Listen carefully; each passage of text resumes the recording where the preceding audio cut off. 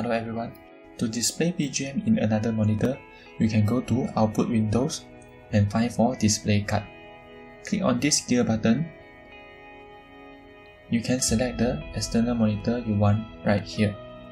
If you cannot find the monitor even though you have connected, click the refresh button again to check. After done, click OK. Then, click the play button to start.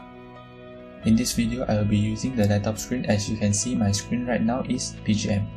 To exit, right click on it and click the exit. That's it. Thanks for watching and hope you guys enjoy the video.